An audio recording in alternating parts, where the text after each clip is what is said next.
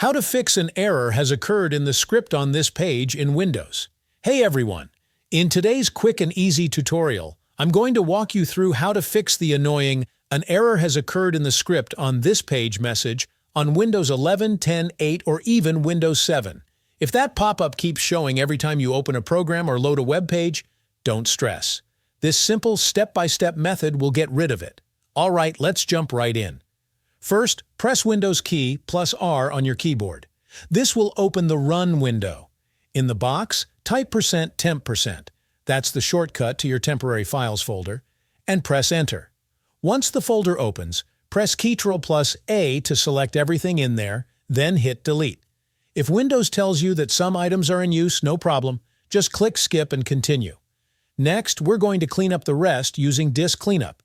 Go to your search bar and type Disk Cleanup, then open the app. When it asks which drive you want to clean, choose your main drive, usually C, and hit OK.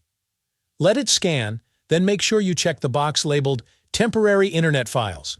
Click OK and confirm by selecting Delete Files. Once that's done, restart your computer. After your PC boots back up, that script error should be completely gone. If this tutorial helped you out, make sure to like, subscribe, and drop a comment letting me know it worked for you.